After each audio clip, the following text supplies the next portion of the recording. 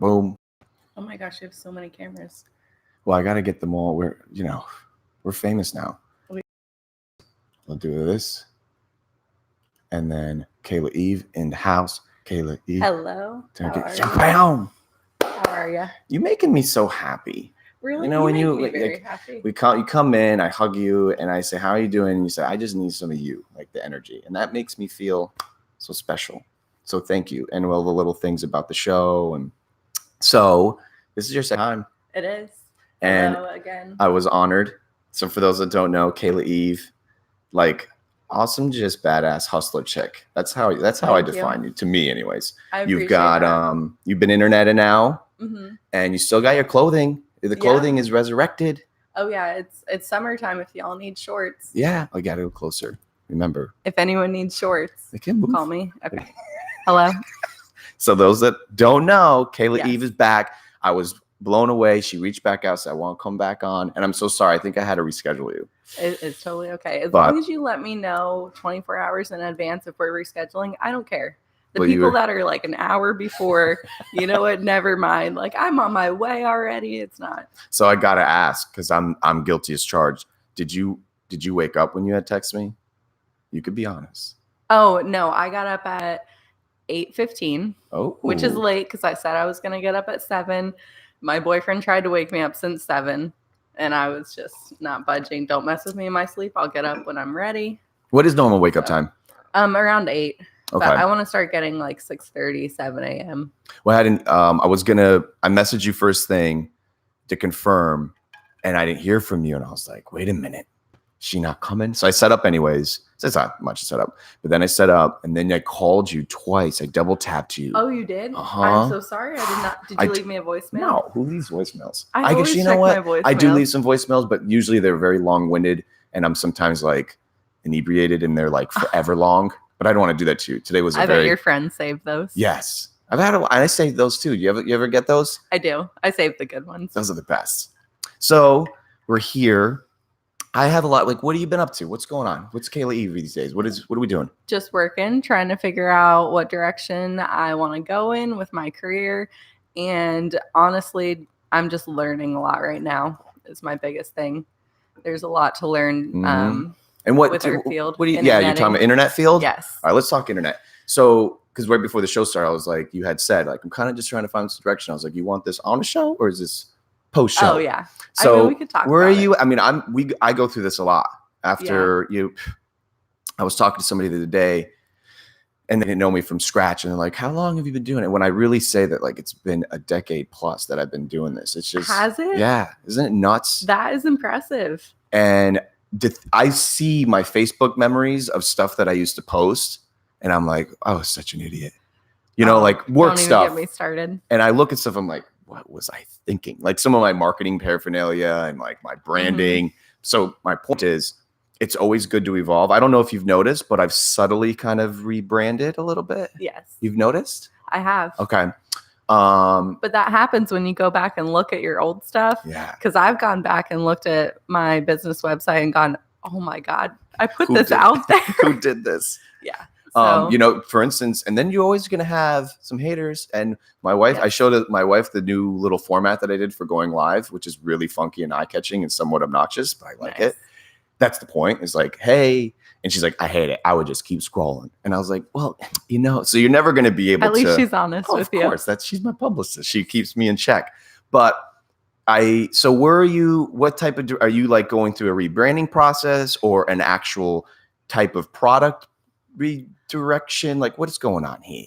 I'm trying to figure out what my strengths are and then put my energy into that. Okay. And just like put my energy into the right things rather than just, I've done a lot of projects that haven't really gotten me to where I want to be. Okay. So what are we thinking? You got some ideas? Yes. So I definitely want to teach a class. Starting in July, I'm going to do a few seminars, just kind of like the basics of social media to business, to really introduce local businesses. Like you don't have to hire a social media marketer. You can take these steps and be successful. So where are they going to be? Maybe in person or in person? Nice. Yeah. I'm not sure how to set up the webinars yet. I need to look into that. Have you done those? I have. I'll be my experience with them, I don't have, I'm sure the people that are going to listen, like, they're the best. I've never had great experience personally. I mean, look at the show. Like, this is what I need this. But it also, some of my mentors when I first started going will teach you, like, you can only take care of X amount of people at some point. So like webinars are like this infinite amount of people that you can have and reach, whereas like a class can only fit so much. Now I'm talking about our little backyard. Now, if you're in, if you got a stadium of 15,000 people, then God bless. Yes. That can happen. But then you have to pay for the stadium. Exactly. The classes that I've taught here locally, I've had great experience and success by utilizing places like Office Divi and things of that nature. Nice. Where I utilize their services, and in exchange, they give me the institution, they help get the message out, and they kind of facilitate getting the people there.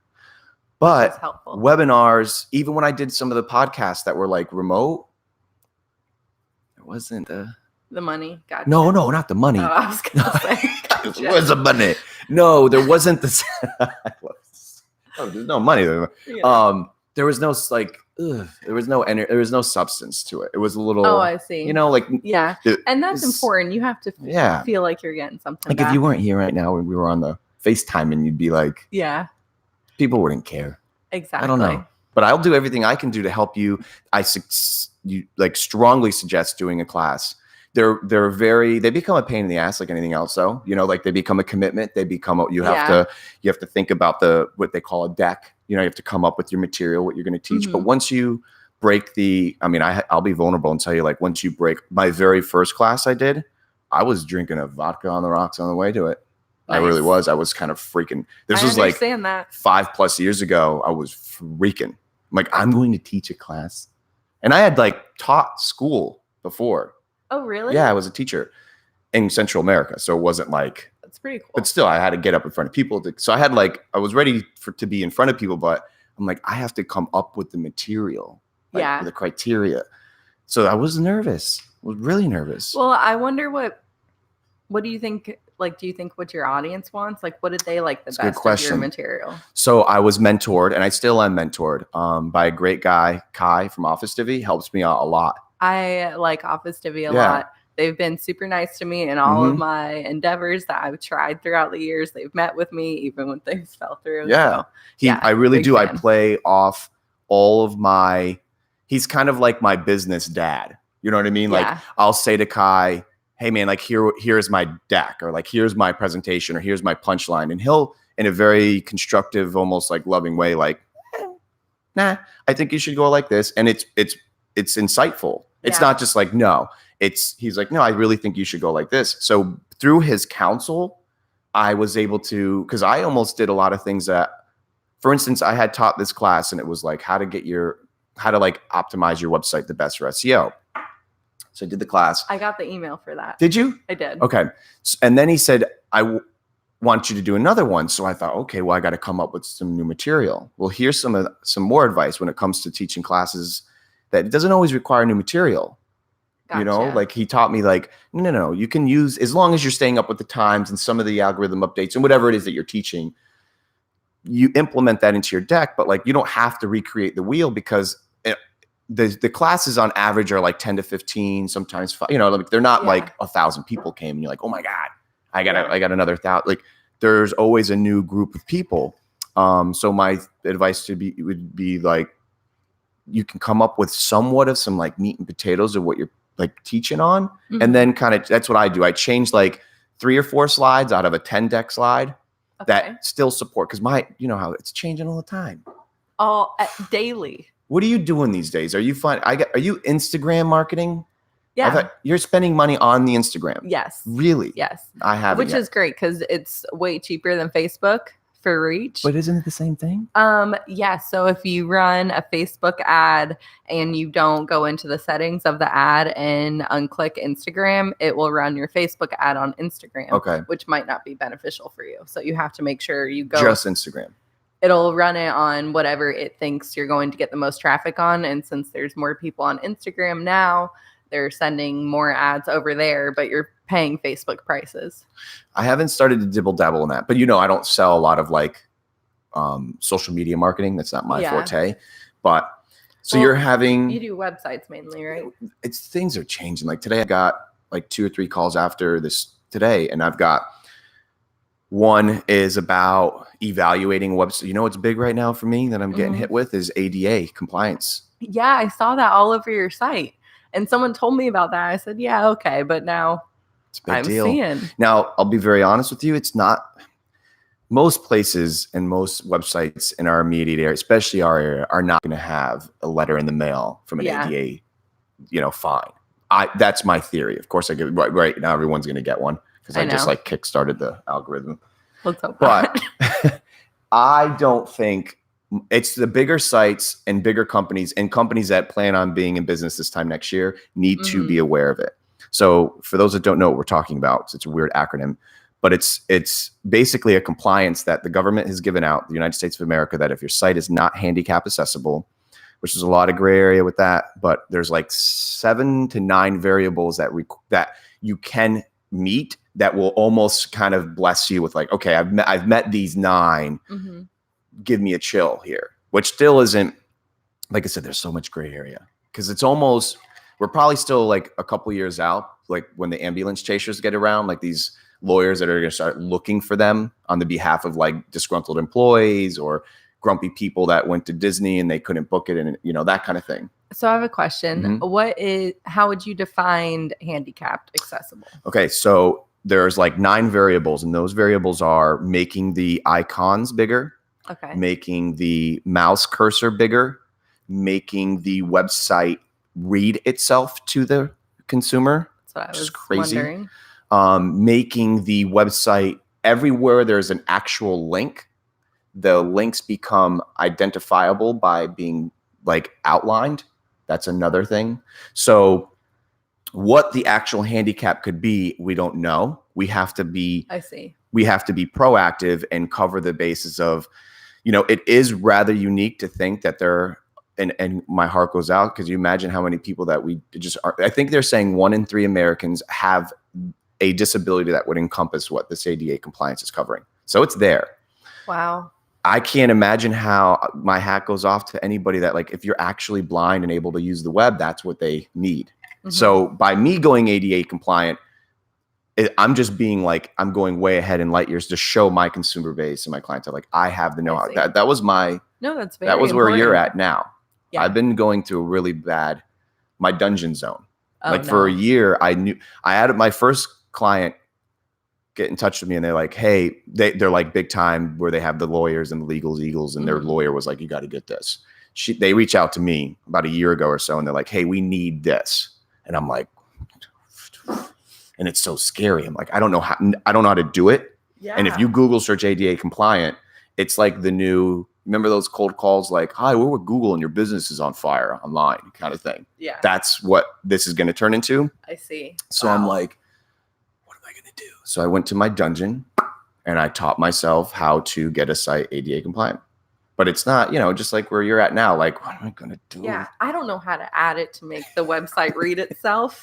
I mean, I can make icons bigger and those things, but it's crazy. Yeah. So that's where I'm at right now with my little rebranding process. Is I'm helping that. Like, I actually have that's a lot of my things going on right now. So, but it's always, probably like with you. I got someone who wants like a little logo. I'm like, okay, I'll help you with that because we're working on a website, and it's not a complex logo and like needing rebranding, so I can help with that. If it's like starting from scratch, then I'm like, I need a brander. Like then I outsource that to like a logo. But no, that's kind of where I'm at. But I'm still proud of you though. Thank you very much. It's been a long time. What's it been a year? The interneting, we're kissing a. I've been really doing social media marketing for the past 5 years. No, that I knew. Yeah. So that's. But you went independent about a year ago. Yes. Okay. So I started independent. My Facebook page, KE Creative, the name has changed probably 5 times. On Facebook, you can go in and see the ads they're running and how many times they've changed their name. Yeah. So I've been Kayla D Creative Services. It started as K's Resume Writing Services, and I was writing like resumes and essays and stuff like that. I helped my cousin with her essay like for PA school. So like that's where it all started. Okay. And now it's been evolved. And like I've worked with people like partnerships off and on, but now I think I work best just like by myself because I had to do that. yeah. But anyway. You're KE creative right now. Yes. Are you thinking about going Kayla? No, I'm No? actually changing completely. That'll have to be our next podcast because Okay. I'm not quite there yet. I'm just trying to get through the summer. But been learning a lot. So the ADA compliance, is that right? That's interesting. And then the whole AI thing. Have you heard any more on that? Yes. Well, more than the AI, I've heard more about augmented reality. Oh, yeah. So there's a dude in Ormond that just launched an augmented reality app. Oh, wow. I see it immediately. So I live on this internet world. Literally call him and we're on the phone and I go, you know how I am. Yeah. I'm just like, hey, this is what color underwear I'm wearing. Let's go. And he just as sincere was like, he literally verbatim goes, this is the best phone call that I've ever got about like this thing. And I was like, you have no idea how much this means to me. You know what's interesting? I'm sorry to cut you off. No. But in the interneting world, as you call it, it is so important to communicate with everybody because it changes so quickly that it's like you can't hold on to your information. There's no like, oh, I can keep this to myself and use it. Like, no, everyone just has to lay it all on the table because it's so much to absorb. Yep. And the daily changes. I mean, Facebook's getting rid of the news feed. I'm sure you've heard this. Yep. And Instagram's getting rid of likes. I didn't hear about that. Yes, already in Canada. So like, you mean the heart? So I'm Instagram ignorant. You can, you need to get on it. Well, I'm on it. Number one platform. No, I'm on it, but I don't have Facebook, like, I don't know. So they can't heart anymore? We're not going to be able to heart on Instagram? So where it says how many people like the photo, it won't say that anymore. If you own the photo on your profile, you can see how many likes you get or who likes it and then count your amount of likes, they say, but they're not going to have the number. It'll say like Chenzo and Kayla like this photo, but you can't see the list because apparently it's messing with people's heads. Yeah, those poor egotistical folks. We're not going to have that serotonin released in our brain anymore. I can't. I've actually stopped posting on social media. Like, I don't want to say 100% because it literally is like weaning yourself off of a drug. Like it is so addictive. So I've tried to stop posting on all of my personal stuff. Where I used to post on my story every day. I found a photo today that was what's going on, girl? Yes. I like the one I did though. You're pulling your like hang 5 on your little skateboard. Oh my gosh. Knee drop. That's funny. I love that one. I used to. But I know what you mean. It is very yeah, so I am done and I've learned some things about it. Like, just like you're on the internet all day, I'm studying all day. So like what you're saying about having my material, I've been working on this since 2014. Like I have more than enough material. It's just about putting it together. Yes. But I think I have a good idea of what the class is going to be about. It's called Secrets to Success in Social Media for Business. Love it. So just all the basics that you need What's to like know. The time? Give or take. I want to. You're breaking all the laws of the podcast here. Your fans are going to be very mad. Sorry. I am looking for July 17th to be. No. How long of a class? Oh, 30 minutes, an hour. An hour at least with like a question and answer segment. That's about a good.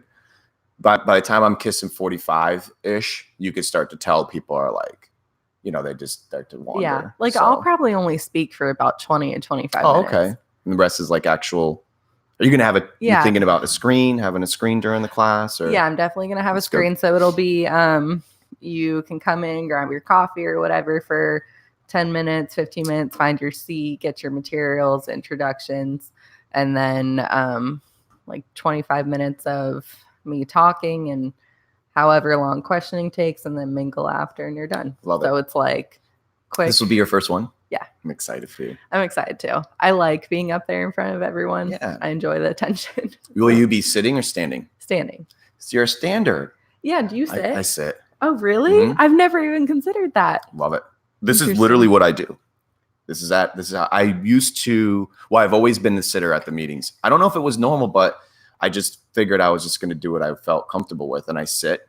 I have a screen behind me or near me, like a TV, and it's connected to my laptop. and I use it as a secondary display.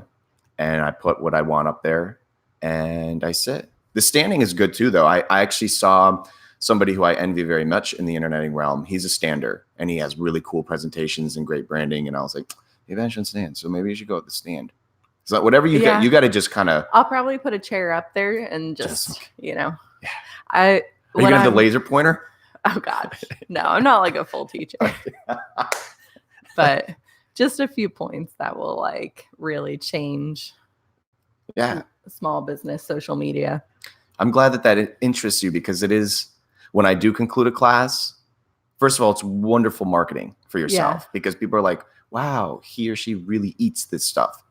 Yeah. And almost always, not sometimes immediately, but almost always a couple people turn into clientele. That's what I've noticed. It's never usually right away. It's not like they leave like, hello, I want to work with you. But you get a phone call like a year from now and they're like, hey, do you remember me? And I do. I remember almost everybody because I've never had like 1,000 people in a class. They're like I said, 10, 15 people.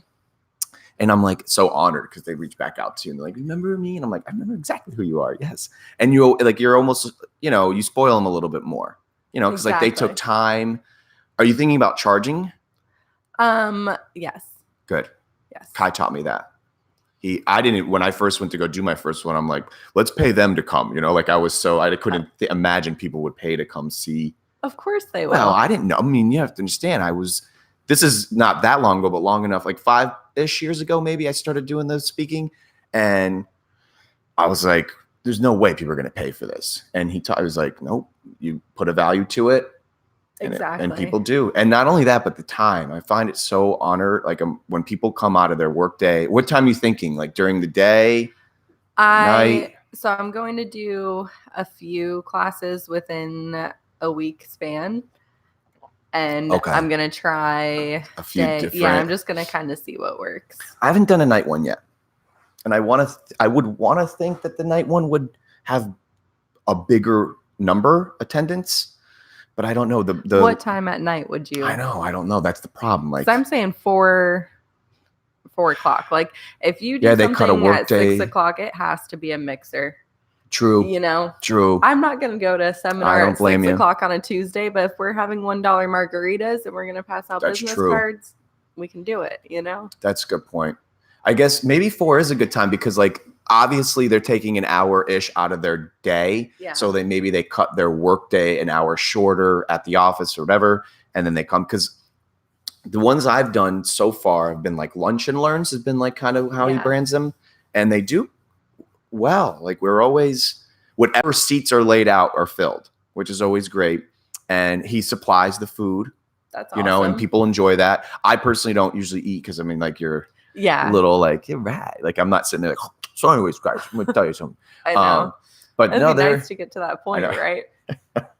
So comfortable and knowledgeable. You didn't want to click around here. But no, then by the time it's over, there's always a lingerer or two that want to talk and really get to know you. And it's great. It's wonderful. And it's also when it's just so cool when people actually learn something they didn't know. That's so basic to you. Exactly. And that's something else Kai taught me. Don't try to like go crazy. Don't try to like teach me something. Well, you actually on Instagram and all that you could, but don't think that you need to like come up with like a new theory. It's just almost like what is basic to you is going to be rocket science to the average person. I hope so. So when I gave my first deck, I think the guy was like, bro, you're going to have to really numb this down. Because I was like literally using the terminology of the algorithm updates and this and he's like, that was some advice where it was like, just keep it, like if you're talking to a 5-year-old almost, where it's engaging, implementive. That's funny that you say that. One of my clients asked me to send out social media tips and kind of my strategy for the way I post and the reasons why, because everyone was posting on it. And I was like, it's lowering our reach that we're posting more. So I had to send out this flyer and she said, just talk to us like we are 5 years old because we don't understand social media. We just want the basics. And that's where I start getting the ideas. So I have I'll share with you. I have some infographics on Instagram.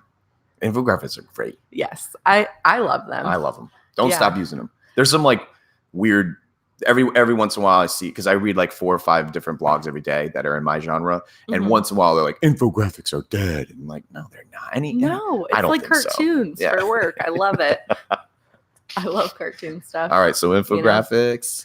Infographics, yes. I spend most of my day making graphics, honestly, which is not something that I necessarily did by choice, but you need so much content nowadays. We're all fighting for the audience's attention, so it's like nonstop content. That's where the AI comes in. That's what we were talking about.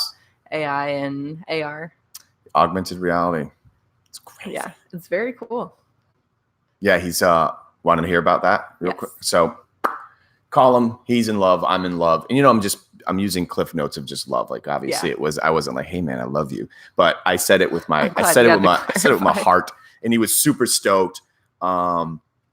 Very vulnerable too. Like he didn't come off like, oh, I have recreated the world. He was just like, no, this is what I do. I'm not good at these other things. So I said, listen, I don't know, but here's the situation. You're coming on my show, blah, blah, blah. And he's like totally into it.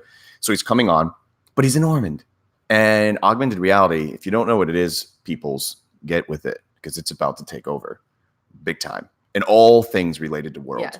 All of our marketing, all of the things, I'm talking physical. So for those that don't know what augmented reality is, this isn't like just digital that it requires a screen. No. This is like, as long as there's something projecting something on something, which means you literally are going to be walking down Times Square and you're going to see the car like moving over something. Exactly. It's unbelievable. It's wild. It's crazy to think about. So we're nowhere near. Like here's my theory. I don't think we're anywhere near it to where folk like you and I are going to be able to projecting it easily yet. I think the bigger companies are, which they are already using. If you actually type in augmented reality marketing, all the biggest, like the Dubai's and whatnot. There's actually a zoo. There's a mall in the mall of Dubai, which this is already 2 years old ish. There's a mall in Dubai. I think it's like, of course, probably the biggest mall. Like gold comes from the ceiling, Nice. There's a mall, and they literally put on an entire show for kids on the ground. And there's like tigers and whales and things coming up from it's interactive of the environment. It's crazy. So if you have never seen it, that's what our kids are going to grow up with.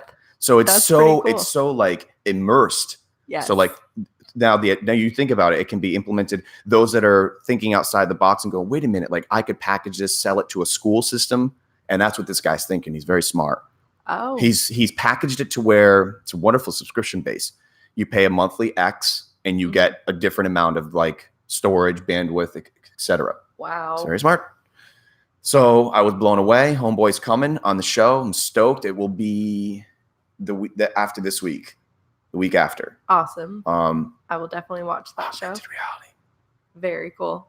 Speaking of upcoming events, I do have a few events I'm helping promote this summer. Please tell me. I want to give them a shout out. First of all, Carla Klein is launching. Never heard of her.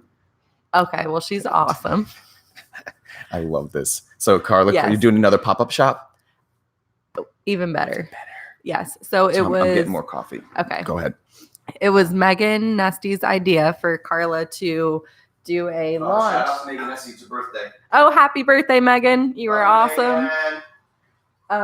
So yeah, they've been talking about doing a launch party for a while. So I'm going to help them promote it. We're throwing it at Tortugas. Okay. And it's going to be the launch of her brand, Florida Style All Day. Stuff. Yes.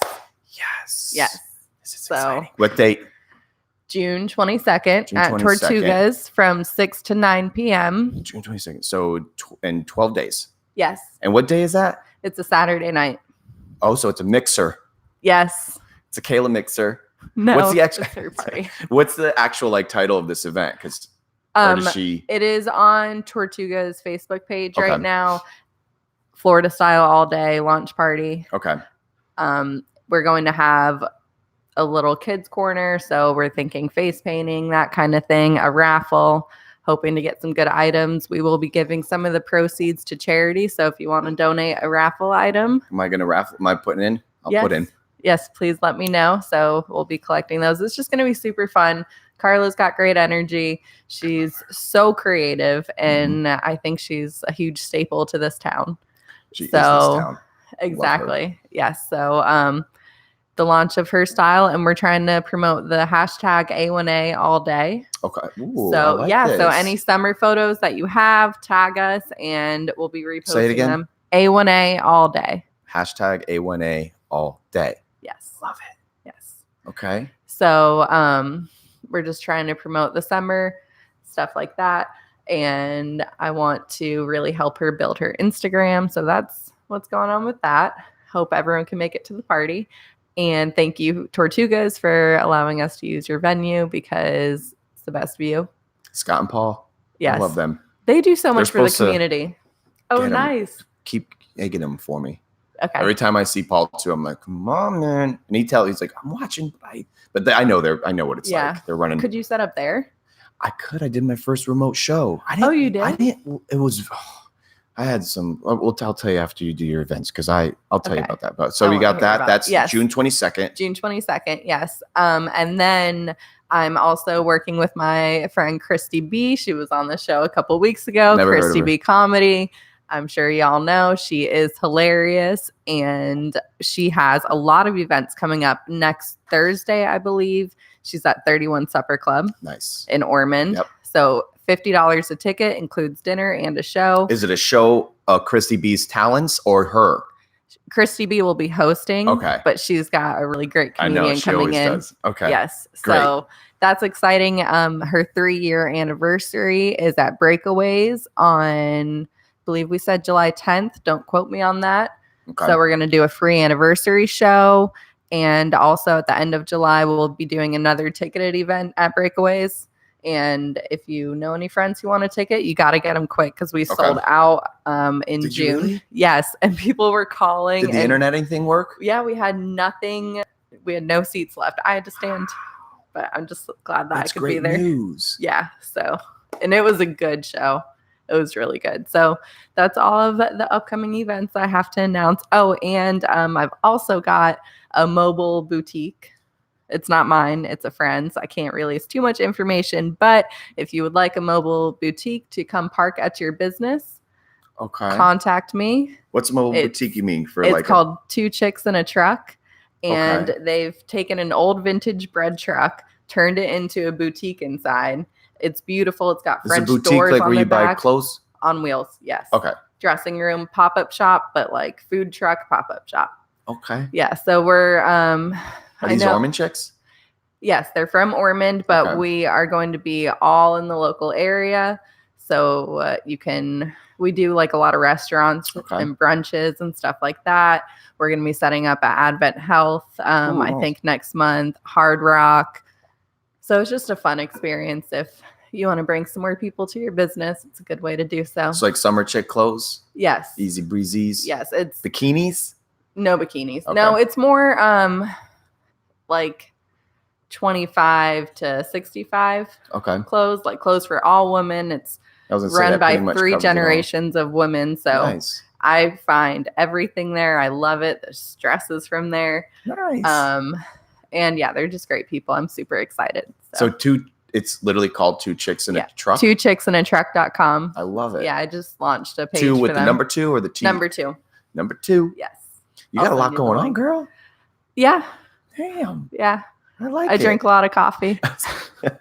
When you walked in, I said, what do you want? And you're like, I'm already on my 5th cup. I'll take some water. Yes. What do you do? You go black? I used to, and then I bought Daniel and I an iced coffee, and his had cream and sugar, and I accidentally sipped his. Never had a black coffee again. Your cream and sugar? Cream and sugar, yes. What kind of, like any cream? Half and half. But the organic kind, because the other kind has weird stuff in it. Of course. Publix. You hear about this Fairlife thing? Oh, gosh. Yeah, I don't want to bring the show down, but it is a current event. It is. I love current events. I was a Fairlife guy. Really? Mm-hmm. I was I don't really do much of anything of the shopping. Like Camille just goes and I eat what she gives me. I have a few like seltzer waters, but I don't get to pick the seltzer water. If I pick, she changes anyways. She's my dietitian. Nice. Fairlife was always, I liked it, but no more. Don't drink the Fairlife. Can I say something else too, which is just really bothering me? Yeah. That just came to mind because it's like this whole animal thing, because like the same people that are posting about this Fairlife are like posting at it while they're like at SeaWorld. Oh my gosh. Stop going to see, you know, like I've never to this day. So we've been on social media forever. I've been on social media since Facebook's been around. I've never once, and I don't need any kudos, but I've never once posted anything in script that was nothing more than supporting either my business or an awareness to somebody else. I've never, even though the minute I see someone smart, never, there's like literally, and I could be tested by fire on that. Like I've never once even posted like, that's weird. Like nothing with a slightly you don't bit troll? Never have I ever. I love to troll. You're a troller. I love it. I can't help myself. Well, listen, I'm getting more and more pushed over the edge lately because I think it's just like this. It's just as I'm getting older and being an Italian guy and like looking for the fire. Put your opinion out there. That's what here I do. Is for. No, here. Yeah. That's why I'm doing. So if you're a listener, I'm very like literally even my little events, like you're not going to see me post that I'm leaving for a soccer tournament for this week, but like personal stuff. Yeah. But like this is personal. I mean, literally we're at my kitchen table, and if people listen to me, I feel like I owe it to them to be vulnerable and open. And there's no facade here. Yeah. You're literally hearing my life. You're hearing people that I love and their life. So it's just killing me, man. This is like, I saw somebody post the other day. I'll never say names though. You know that too on the show. I'll never be like, boo boo boo said do. No. But they know exactly who they are. And I know they're grumpy with me because I've had dialogue with them behind the scenes. This was many moons ago. So this was like yesterday. I'm not like venting with like, we just hung up and I'm like, and I'm like looking at the camera. Like, where are they? Are they coming? Are they out the window? But you know, it was just it's just ridiculous, man. Like I don't want to, whatever. I don't want to go too crazy on it, but it just bothers me that people still sincerely think that it's natural for those amazing creatures to be. Now I understand the rehabilitation factor. Like I think it's great. And that's what the post was. It was like, look what they did. They had taken a right whale, helped it, rehabilitated it, and launched. To an extent. But I get it. Awesome. Fantastic. But SeaWorld's giving away free tickets to veterans to get into it's all marketing. Like it's all, listen, just stop going. And when you're in marketing and you see this stuff, H&M, for example, I'm, part of Denim by Eve. My fashion brand is recycled clothing because our textile industry is just polluting the planet terribly. It's, like bleached jeans. If you were to go buy a pair of bleached jeans, they use so many chemicals. Really? I don't know the exact name of the chemical, but it's directly linked with brain failure. It's in the rivers of a town in China I cannot pronounce, but it's on the Denim by Eve Instagram if you want to learn more. Wow. And they're just destroying our planet, right? So H&M and fashion brands like that do this mass production of clothing, they're the ones contributing to this horrible pollution, yet they're like, recycle, bring in your clothes for 10% off, and they're trying to push this whole eco-friendly campaign, and they're one of the biggest problems. So that I understand. It drives me insane. It's tough though. I don't want to, there's a healthy, anything in excess isn't good. So you could wake up in the day and we're inundated with all this negativity. So like, I try not to let it infiltrate me, but I was telling my wife this yesterday. Yesterday was one of those like up late talking nights for me. I don't know why. It was just her and I I have shower talk. Yeah. But we did like a pre-shower talk.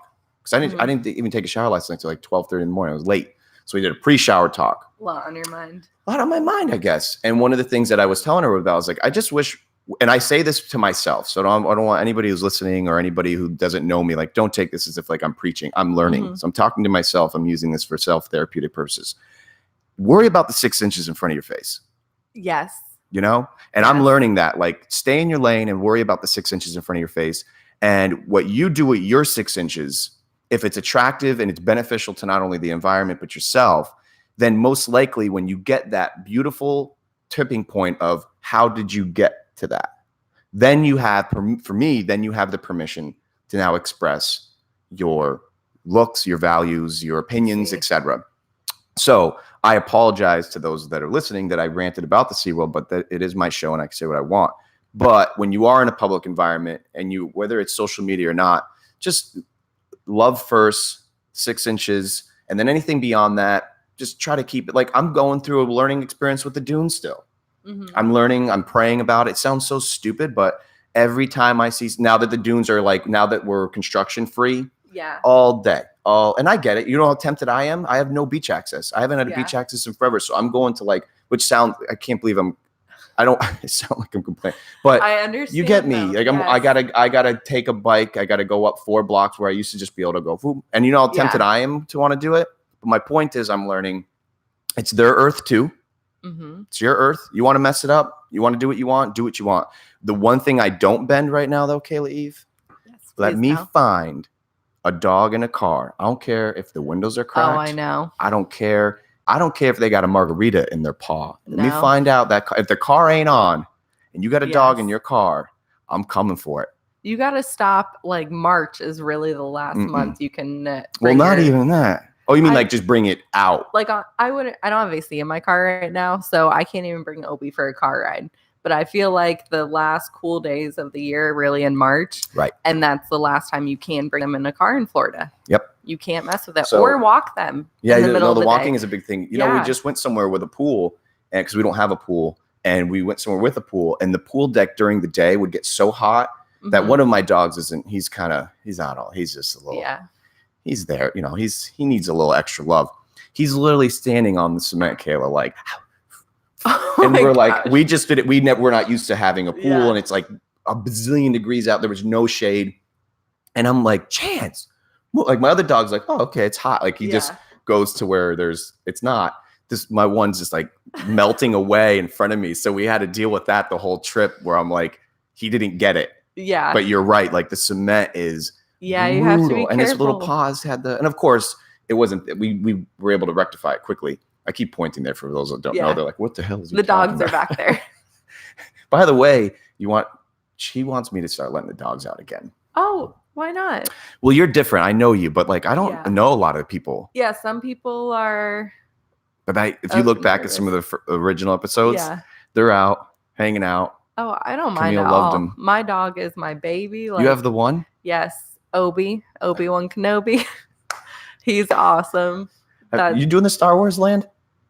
You know, I was never like, do I like Star Wars? Well, your dog's Obi-Wan Kenobi. Daniel loves Star Wars, and he's really got me into it. And I wear my Star Wars shirt everywhere, and I get a lot of compliments at the grocery store. They're like, "Love your shirt." Like, there is a huge. I just saw. I showed my parents this yesterday. There was a dude. They had their opening day like a week or two ago. Oh, I didn't know it was open. It's open, girl. Oh. Well, it has to be open, I think. I don't see why they would have the open day and not be open, but I saw hordes of people. No children. They're all adults. Isn't that funny, though? That's because it was so popular when we were all younger. It grows with us. Like these brands like Star Wars have and Avengers have grown to keep up with us as we get older, which is very interesting. Yeah. I don't think, it's interesting.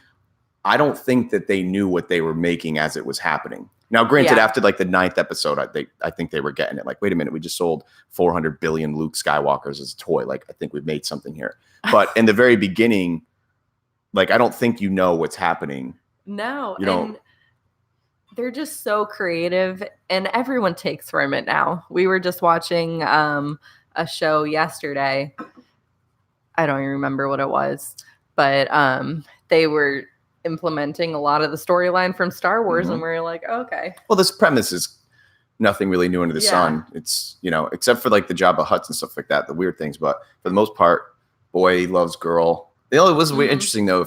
We didn't really knew if it was a sister or not in the very beginning. That was always weird.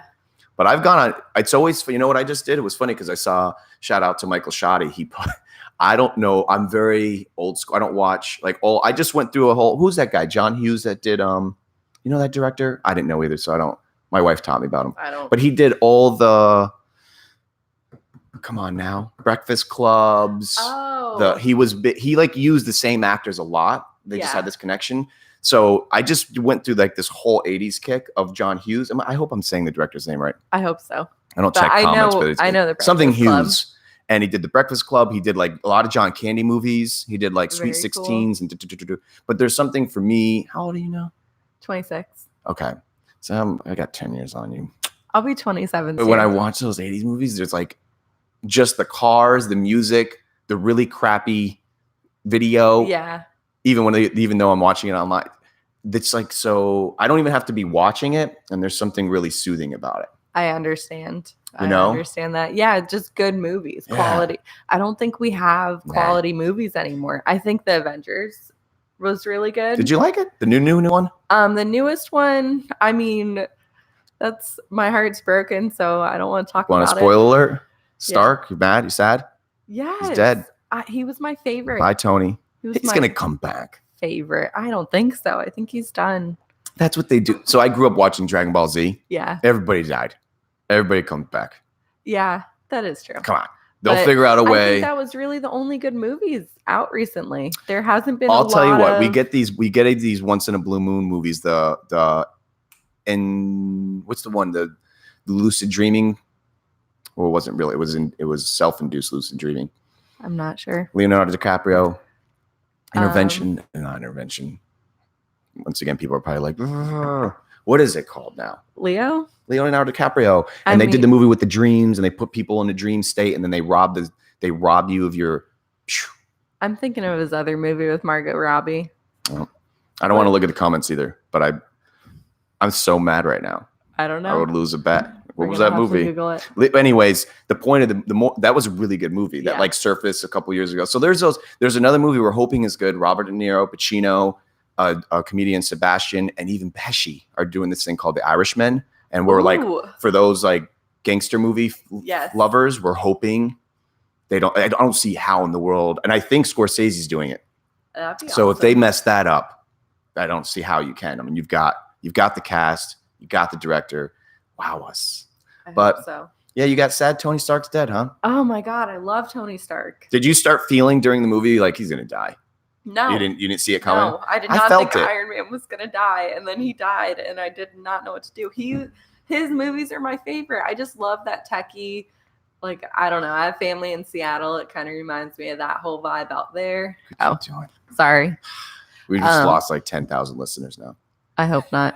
Did we have 10,000 listeners? I don't check. That would be awesome. But yeah, it was a good movie. Yeah, I wasn't surprised really. I kind of felt it in my gut. Those movies don't do anything for me.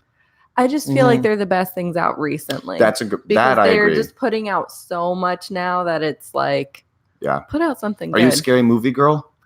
I can't watch a scary movie. Me neither. I don't do scary movies. I won't be able to be home alone for years. It's very enticing to watch, though. I did want to see the new Pet Sematary. Pet Sematary. It's a Stephen King movie. You've never seen Pet Sematary? What? It is a classic. They have I don't want a scary movie. I've never ever. It's like the scary movie that I can watch. Even those freak me out. Yes, they are freaky, but you'd have to understand. Were you a kid that grew up with like there was definitely a monster in your house? Yeah, like yes. I was. Did you ever have the same reoccurring nightmare? Not really, but one time. Okay, so when I was younger in our shower, it was like a marbled window and there was a palm frond on it. And it looked like I had just watched The Ring or something. Watch scary movies. No, that was the only one. That Amityville Horror. I don't know if I'm saying that. Is that the one with the ring and the TV? Yeah. The TV and the girl goes in it or something? Terrible. You watch some scary stuff. I know. My mom loves scary movies. So I would always play with that stuff. So you thought who was the bad guy in The Ring? Was it a girl? I only saw the previews. It never really made any sense. Oh. But anyways, when I was younger, I was so scared of this palm frond on the window. My family thought it was hilarious. One time I'm in the shower. That's the worst. And they knew that I was afraid of it. So my dad goes out there with a rake and just starts banging on the window. I'm like 7 years old, scarred for life. 100%. I'm scarred just hearing it. Ran out of the bathroom. That's like the most vulnerable place to be. Oh my God. You're nude, you're wet. You don't know what, like you're already kind of got the over the shoulder look as a kid anyways. Yes. Oh, my family still thinks it's hilarious. Well, see, if you're the scarer, it's always hilarious. Yeah. That's why Ellen DeGeneres and all them, they do it. They're notorious for being scarers. I feel like Ellen loves to mess with people. Loves it. Because you can see the things she does on her show. She loves to just... I watch a lot of her clips. I follow her. And I love the way I'm always trying. I'm like trying to evolve. So you're mad. Yeah. I'm trying to evolve to that where I'm like getting more clips of the show. Because I know people are like, they see the duration of like 3 hours. Yeah. I'm not watching this. You can skip around. I mean, that's what I do. But even how Rogan has like JRE clips and then like Ellen only posts like 5 to 10. We know that the mental bandwidth to people now is just like, and I'm guilty of it. Exactly. And So, that's like social media, what I was Yeah. talking about earlier. Have you noticed your Facebook reach going down? Everything, well, all of that. Even my show, I get a lot of constructive criticism. Yeah. People are like, you need to do more about viewership. I'm like, well, I'm not making any money anyways, so like, I don't care if one person watches it personally. But like, yeah, I've noticed that I've stopped spending money on the Facebook. Yeah.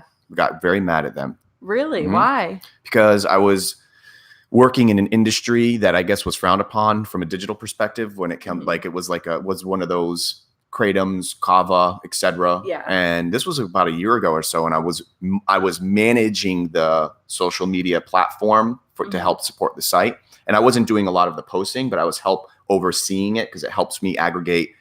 When you're doing a lot of SEO work and you need to know like where a lot of the traffic was coming from, I was overseeing the analytical data, and I had that account under my main account. You know how this thing works. You know, like there's a main account, and then there's like your sub accounts for your ads. Anyways, my account got like suspended, but not like my mothership. Yes. Like it was like the sister property underneath. So I get the stupid little. They do that quickly. Oh, God, I got the stupid little warning like you're not allowed to be doing this. Your account's suspended until further notice. Some nonsense. This was, like I said, a year ago or so. Wow. And I had always notoriously been spending like $75 to $100 a week, sometimes bi-weekly on like a particular post or like, you know, something to get, you know, and of course, nothing really ever did anything, to be honest with you. Really? No. I have to say, I have one of my clients, I manage their social media. We don't have a Facebook ads budget. So their reach is probably 700 a week. And then another client I have, we spend $100 a month. And 1 week, just with one ad, I reached 9,000 people compared to posting 5 times for free. Here's what happens. Or I get this. I see that viewership, but personally, off of the handful of people that I see their analytical data on the social media and mine, I've never got one like from that ad, like a comment or a message, Really? me personally. But I'm not, like I said, I don't specialize in you know, but I stopped from a personal thing. I still recommend it to people like if we're doing something time sensitive. So for instance, if someone were to come to me and say like, hey man, we want to like, I'm helping a lot of people with video marketing. Yeah. And I'll say like, okay, if it's time sensitive and you're like trying to push something that's this date, like a show or something, I do see the value in that. Cause I think obviously Facebook just kind of subdues those that are, you know, I'm not getting nothing. Well, they introduce it to a small audience. Right. Depending on how that audience interacts, then they'll show it to the masses. So like, even if you paid for the ad, if it doesn't get interaction in the first few minutes, then it's like poop. Yeah. And then it puts you kind of in timeout for your following posts. Yep. But yeah, it's weird. I don't know. Facebook is just crazy. It's such a pain. I'm still gaining a lot of success off it, if you want to call it that, because I'm getting a lot of it's me though. It takes blood, sweat, and tears. I'm constantly connected, and I'm always scouring any way that I can help and or communicate on people's posts. You know that I run the Ready for a Job thing, so that's helping out people. I have a question for you. Do you run the Tech Talk Palm Coast? I don't know what I didn't start it, but someone who did I think gave me and like 2 or 3 other people admin, and we kind of I guess you could say we run it, but we don't. It's not mine. Yeah. But I basically, a great guy called Brad West, who's extremely intelligent in this industry. Very cool. And Kai's engages a lot. So I use it as a way to just like, you're not going to see me post on my personal Facebook page. Like today there was a Google algorithm update and Firefox is no longer. Did you hear about this real quick? No.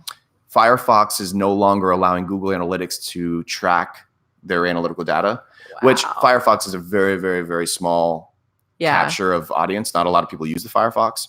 I've actually stopped using it as a while ago. But point is, for those that are out there in the marketing industry, if you do see a small downtick in traffic, you can blame it a little bit maybe on some Firefox. If your client's mad at you, like, we're losing traffic. Like literally Firefox released an update that said we're no longer allowing any kind of API tracking. So, but what do you think about Google Analytics as of lately? I love Google Analytics. I eat, breathe, sleep Google. I know a lot of people are like, it's old. I just saw an article recently, like Google Analytics. There's a lot of hateful marketing going on in the industry. There's a new company that's trying to take over Hootsuite.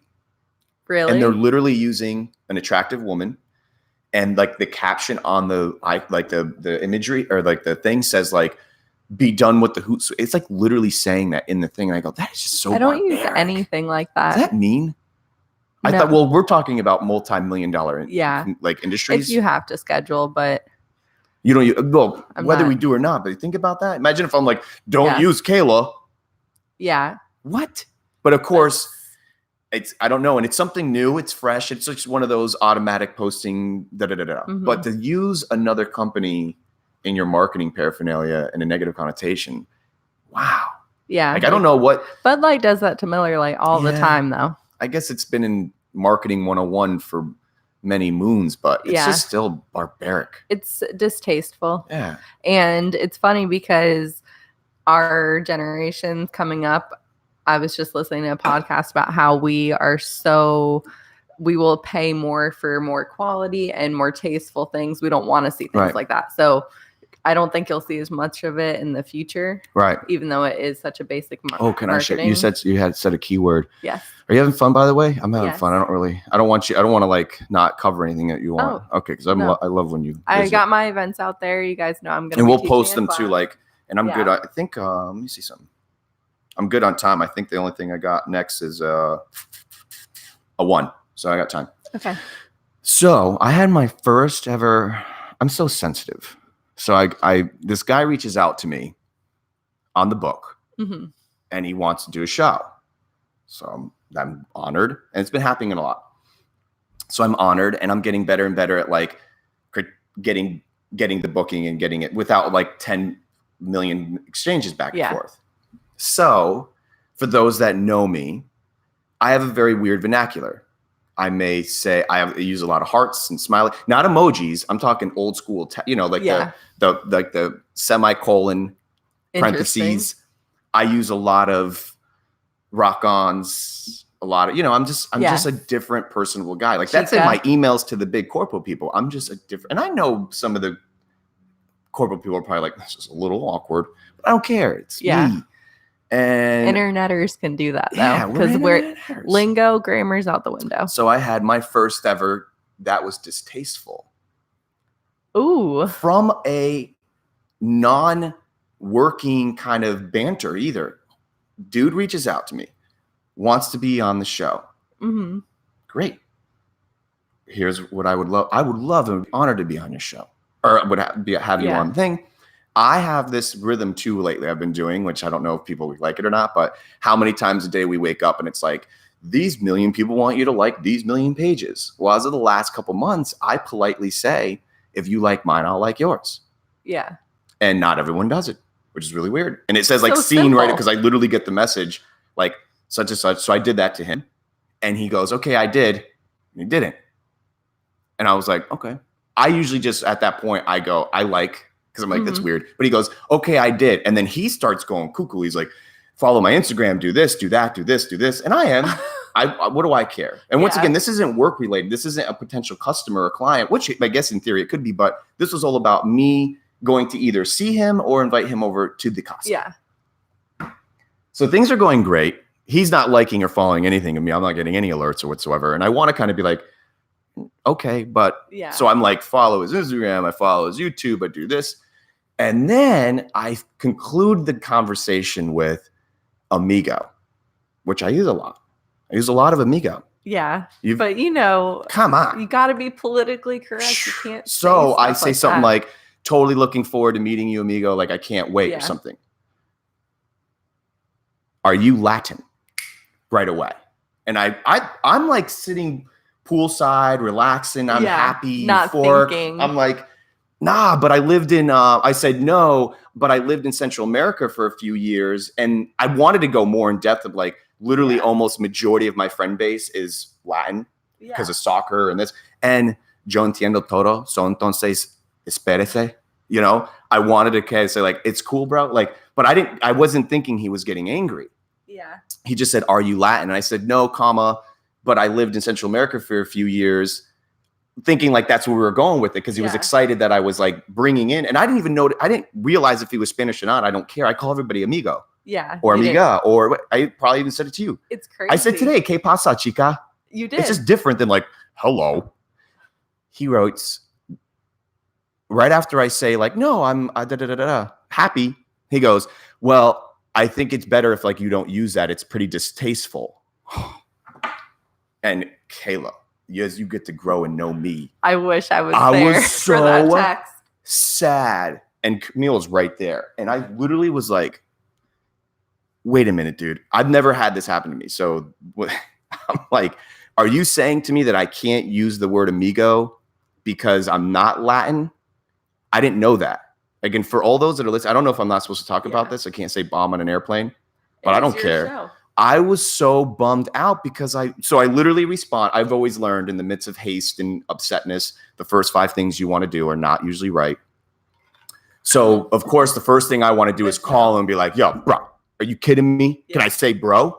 You know, like I was so just like bummed out because we had about this much dialogue via Facebook and we're like connecting in a love fact. It's not like I was like, hello, sir, I would like to service you. And like, I'm being, you're asking, we're like, and the crazy thing, and I'll be even more in depth about it. Homeboy is running a dog rescue. And that's why this whole love started to begin with. Okay. And I'm like, we're supposed to like, this is about the dogs, man. This ain't about our political views. Like he had got in touch with me because I did the show with the dog rescue. That's how this the catalyst. So Kayla, I'm just like, wait a minute now. Am I not supposed to use this? You can't say anything. It's 2019. So I wrote him back. I almost want to like show you. I'll show you after the show. I wrote him back after like a little bit and I said, my apologies. Of course, you know, sincerely, my apologies. So I really do because I don't want to offend anybody. I would for those that know me, first of all, if I even got the fact that I even got to do this disclaimer in 2019 kills me. But if you actually think that for anybody and anyone that I've ever used the term amigo, if you think that I'm being racist or I don't know what his innuendo was, but if you're cuckoo because those that know me know how dear not only the Latin American genre is to me, but it's just fun dialogue. It's way better than English. It's personable to me than so I said, my apologies. I never meant to offend you. I considered you to be a friend thinking because of the basis of us working on the same. I thought we shared the same missions and objectives. How did he respond to No that? Response. Oh. Scene right away. And I'm like, so, and here's the cherry on the top. And you know what, how bad, and I'll say it on the show, but I won't say it in a public forum or like on text.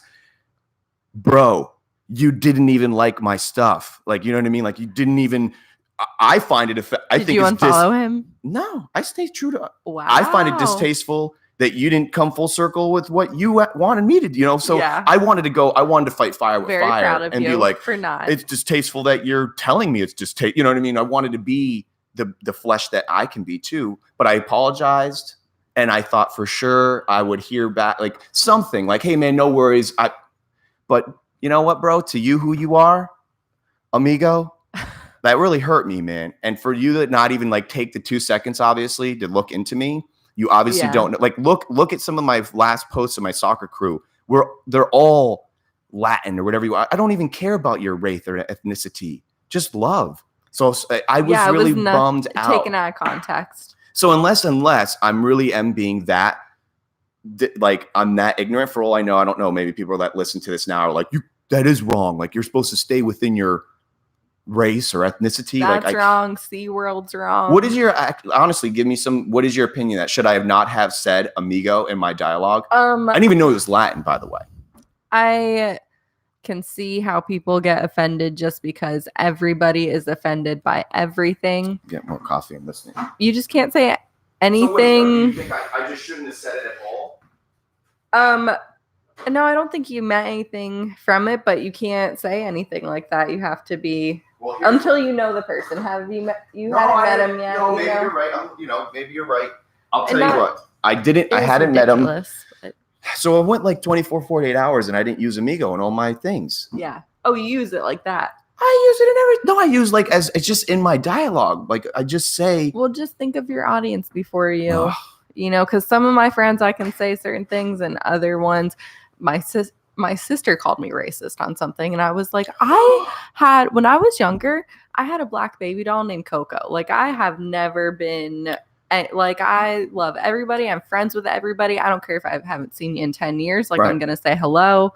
You know what I mean? I'm not that kind of person. So for her to call me that, I was like, what? So it's just a touchy world out there, you know? And I don't mean anything bad by anyone. Like, I don't know. I guess it just stinks. Even like, I don't know. It just bothered me. And I guess the disclaimer is, once again, if I have inadvertently offended anybody, then I absolutely apologize. Yeah. But if you don't hear my heart through my like how I am, then I don't know what to do. Because if I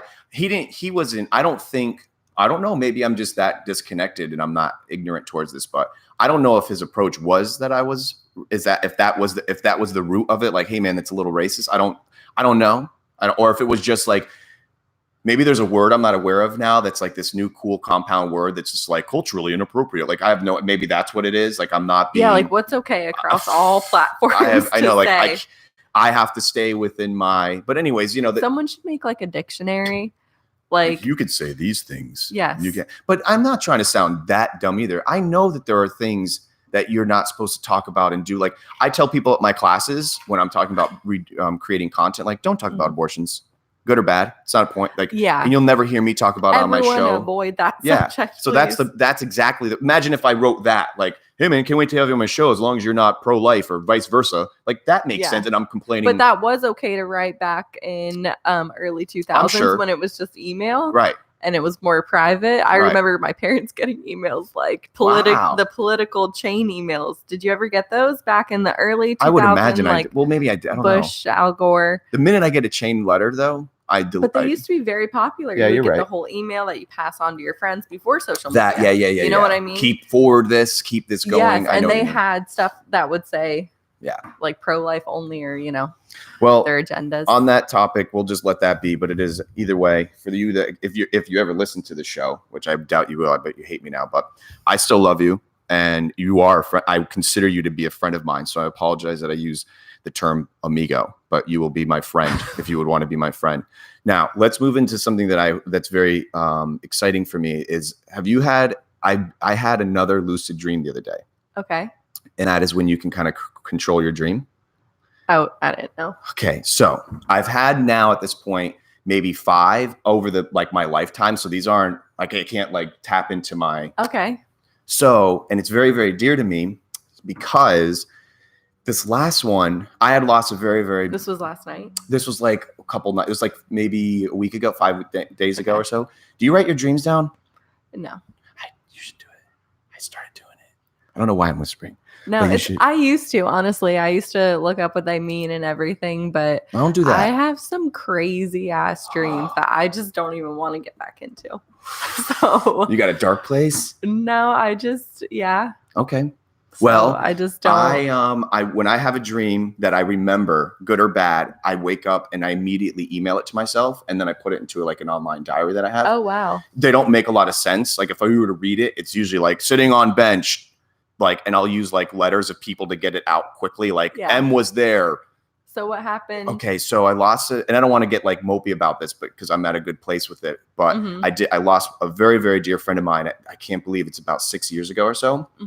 But of those, obviously we've all gone, like, it still feels like yesterday when you're going through life experiences that you're like, I wish that person was here. So I was having one of those moments to go do a remote show was very touching to me, to be asked to like, so I'm going through these like, and that's when I think about him all the time, but I was like, God, if he was here, he would have like Jay-Z with me, like he would be making this tenfold better. So I was having a lot of those emotions. So my subconscious was probably on it. So I'm in this dream and there he is.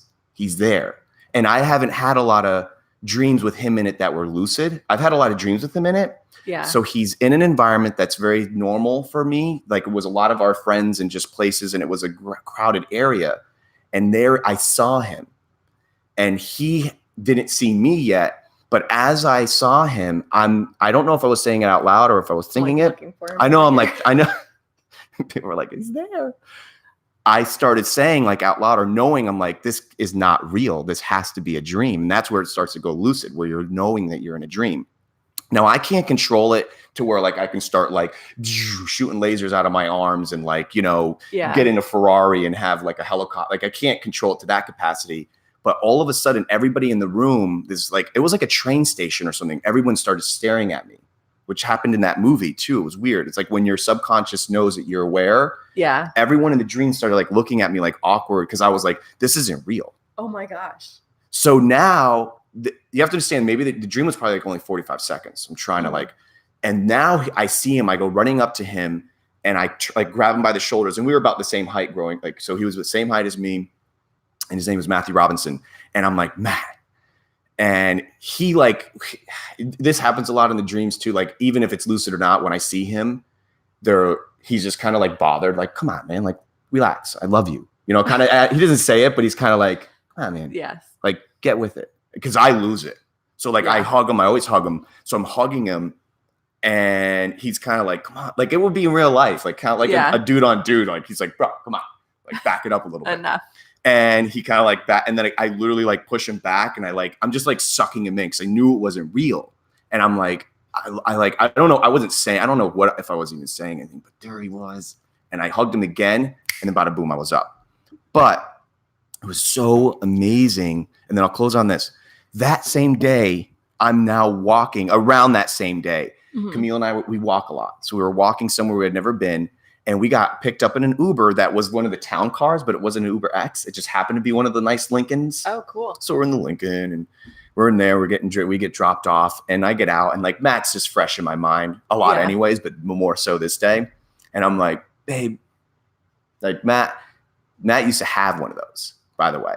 So there's a Lincoln town car. That's interesting. Yeah, there's a Lincoln car, Mercury that was very similar to those. You know those like big boat cars? Oh, yeah. Okay. So he had one of those in blue, baby blue. His favorite color was blue. So he had a baby blue Mercury car that was very similar to that Lincoln.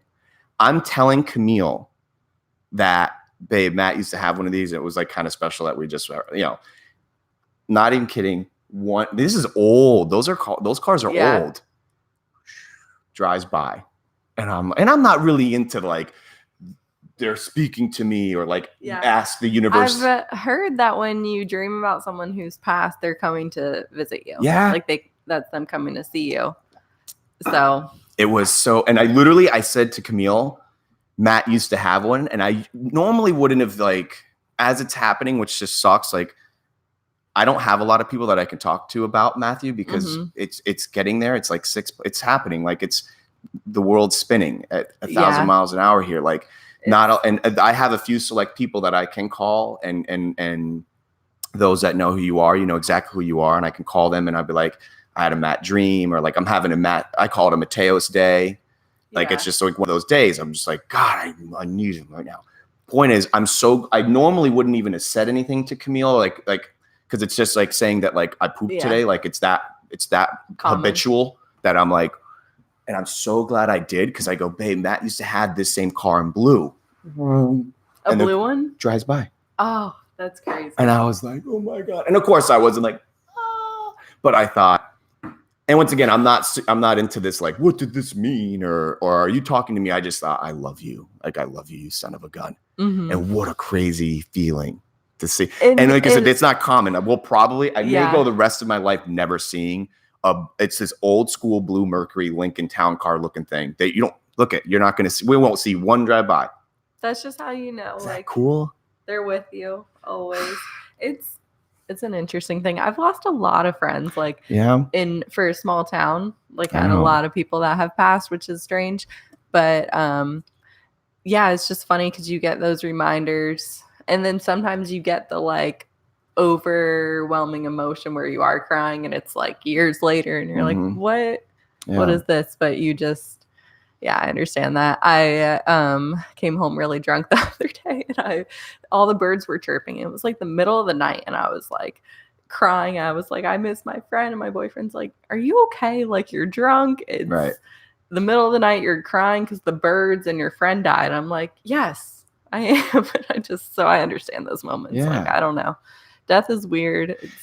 It's weird. It is a weird thing, and it makes you more humble. Mm-hmm. My one friend just said it very well the other day. She's like, I'm just very humbled by you don't know anyone's experience, and you have to just give people the benefit of the doubt because everyone's going through it.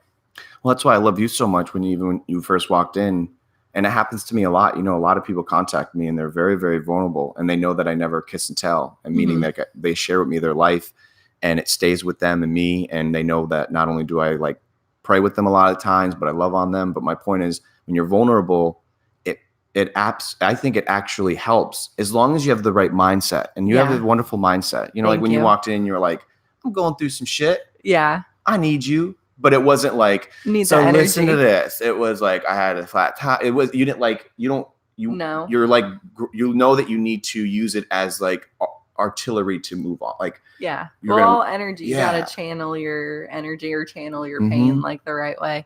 But I'm really working hard on just having a positive mindset and being a good person, because not that I was a bad person, but like I did some things that I wouldn't do now. Yeah. Where let's see if we're even still, are we still going? We are. Are we? I guess so. Usually we get kicked off by now. This is good. It's working. Yeah. What era? Like yesterday? I was robbing and raping and pillaging. I was out. No, I've been good since I moved to Ormond, really. Yeah, Ormond's really been good for me. Yeah. I've had some times, but I have too much fun a lot of the times, and I just like, I'm crazy, you know. I'm from Florida. I grew up barefoot. I'm trying to like be. You said you're 25? But 26. I'll be 27 this year. I'm 25. I'm living in the jungles of Costa Rica. I have no idea where I'm going. That's kind of where I'm at. Don't worry about it. And now I'm like, so I was just looking at flights to New York. I've been wanting to go to New York City for like the past 2 years. Have you ever been? Yes, I used to go every summer. My grandma would save her change up all year, and then we'd go to the bank, cash it out, and she would take me shopping in Times Square.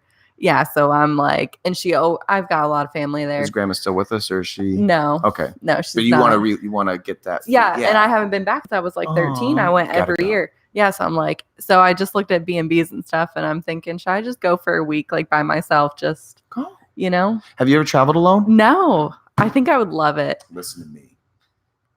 I made myself like it because I'm so codependent. I love, I mean, look at me. You're an Aries. Is that what I am? Yeah. I don't know any of that stuff. Okay. I'm Aries. Well, I love. Yeah. Like I just love this. So, but let me tell you something. I've traveled a lot by myself, and I'm not going to sit there and say that I'm like. Well, I have traveled by myself a little. Oh, okay.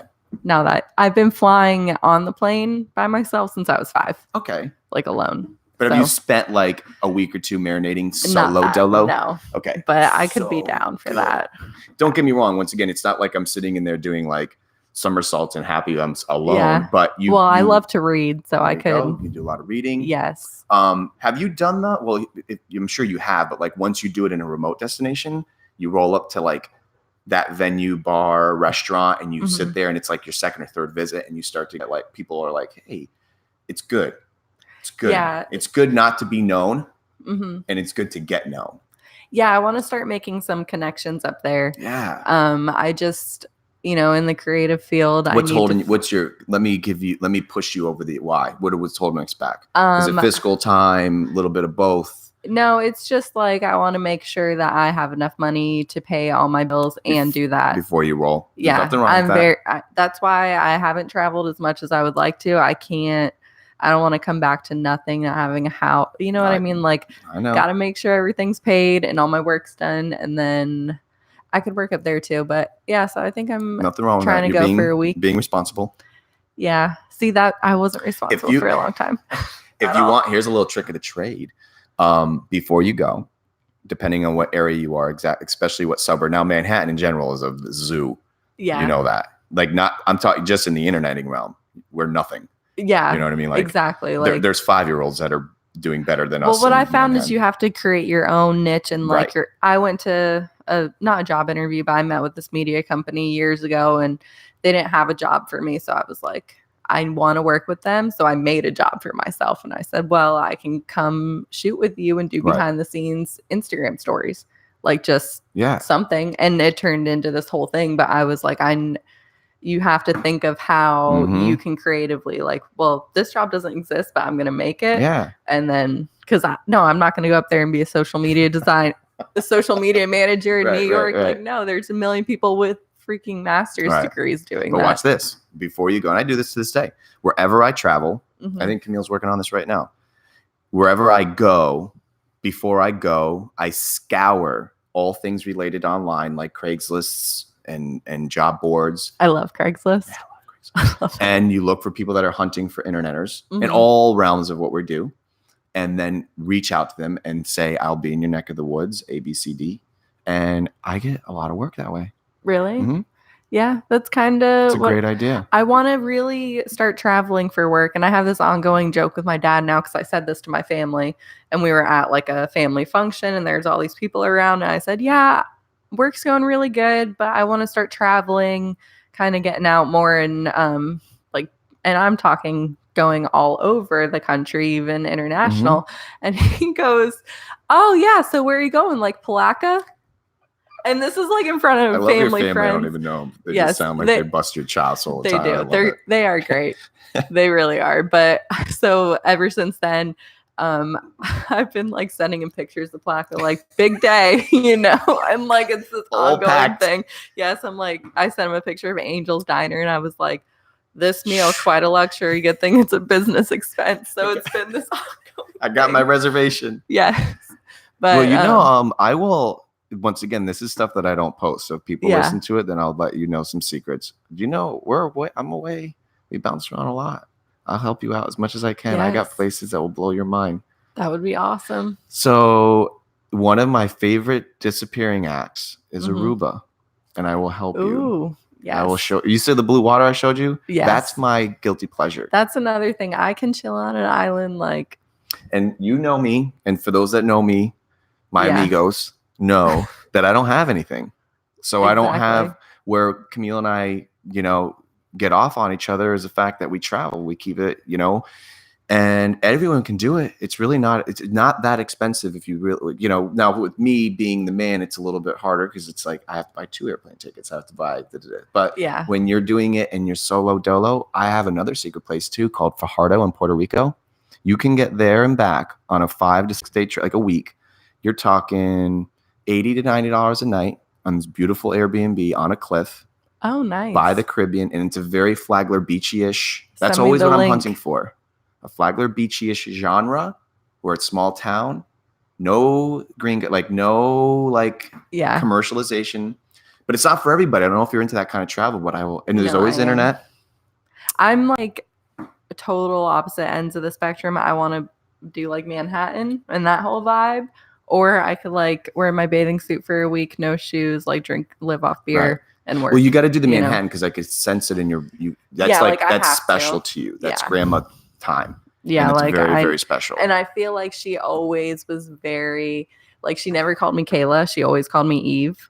Wow. So that and like I go by Kayla Eve all the time. She always would be like, "Oh, the Eve is here." Like that was always her, and she didn't really bring my brother and sister up there as much, but they were babies. They were born less than a year apart. So she would bring me up there and we'd go see my cousins on Staten Island and do like the 4th of July block parties and like this whole, like she showed me all of it. And then she was a nanny. So I've been in like the huge like penthouse suites that family she used to work for who were great people.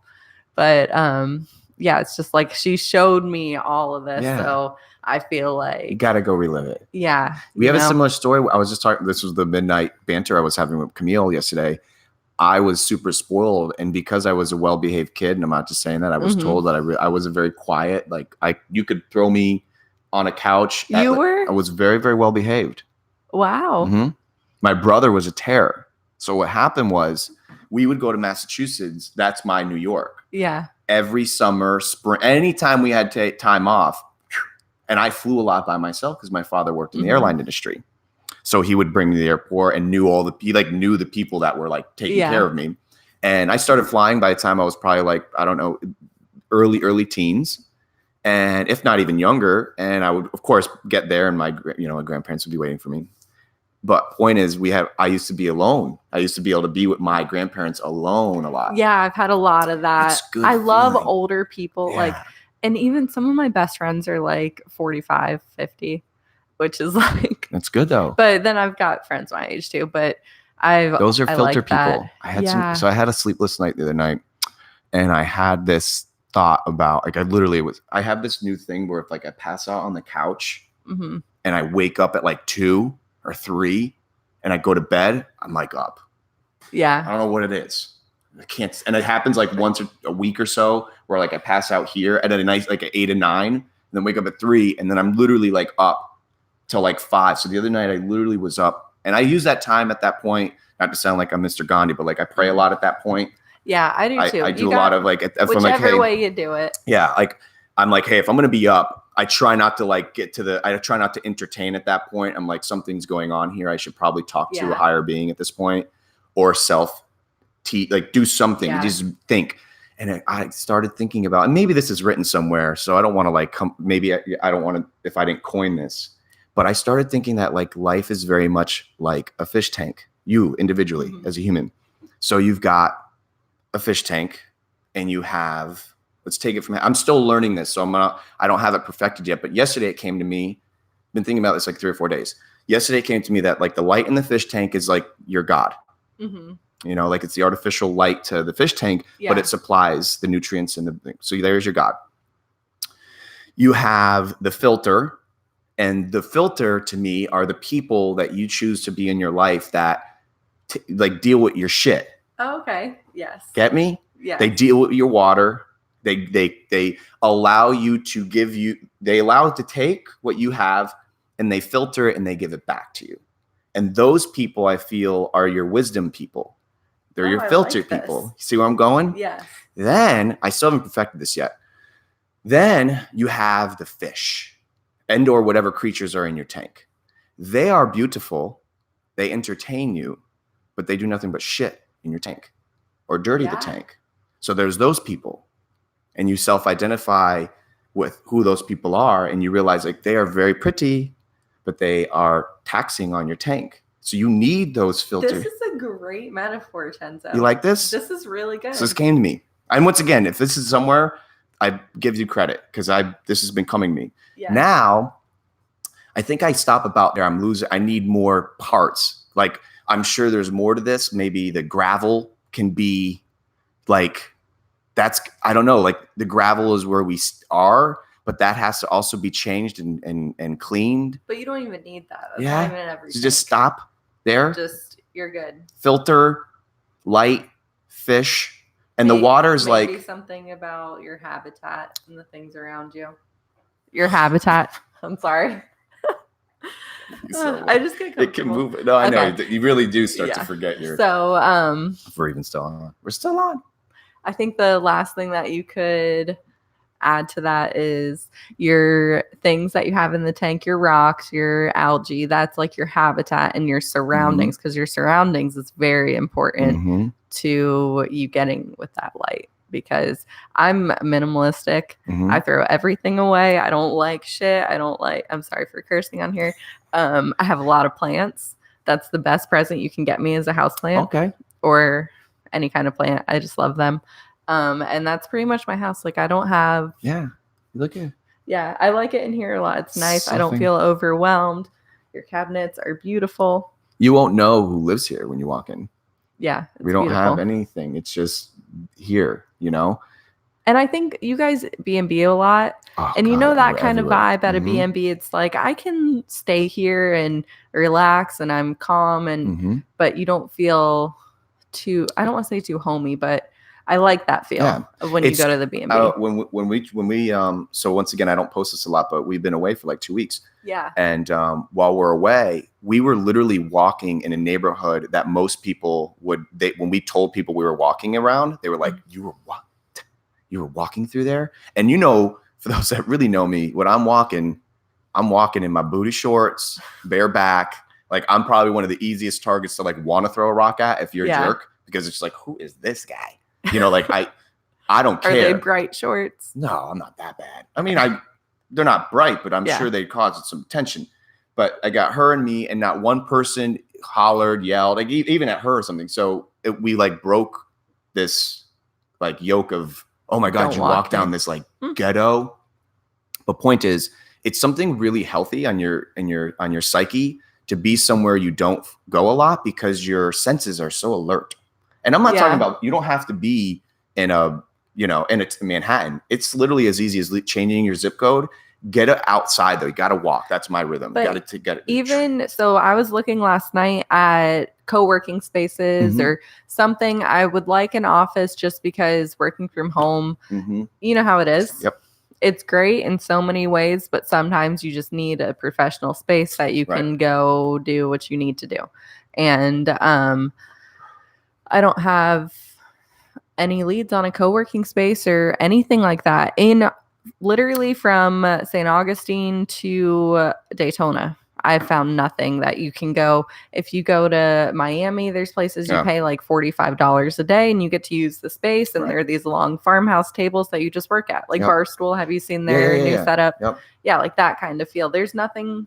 Do you sometimes though, to play devil's advocate, sometimes, so like when you go to like the new coffee house feel, like everyone's got their, I feel like the way that most interneters are, where they're like, I'm the better interneter. I'm a better interneter. Yeah. There's a lot of that, like a better interneter than you. And there's no like, which I understand. People don't want to go in there and like talk. I'm guilty because I want everyone to be like, you know, like high fives and hugs. You're the guy that wants to talk in the coffee shop when I'm just trying to work. But there's, as long as it's conducive to your work, which is most important. To me, I don't do, like, I end up, the only time I do the coffee shop work is when I'm like, I got to get this email out real quick. It's like kissing the close of the workday. And I say, and I'm like, I got to pull over here for this or whatever. On a tangent, have you gotten do you work on or do you have a mothership at home or do you work primarily on a mothership? Get the mothership. I need one. Yes, I need one. Yeah. I have a Toshiba satellite. Okay. It's awesome. I love it, but I invested in the mothership a few years back, and I'll tell you, the only thing is I just now perfected in the last 6 months ish the tapping into the mothership while I'm not home. And there's tons of tools to do it, but Macs are really tough with the networking and whatnot. So I used to have a tool, it stopped working, and especially it was internationally. I was having a hard time getting in tapping to the mothership because the mothership is where I have all of my data. That's my work, like my bang arounder. Yeah. But there's nothing on there. Yeah. Like I don't have access to like your files. Like exactly. So I got to tap into the mothership. But my point is I have some tools and tricks when you get your mothership. Oh. It's changed my life right now. That I can literally basically work on the mothership remotely. From another screen. Anywhere. I love technology. Yeah, I'll show you those and tricks and trades.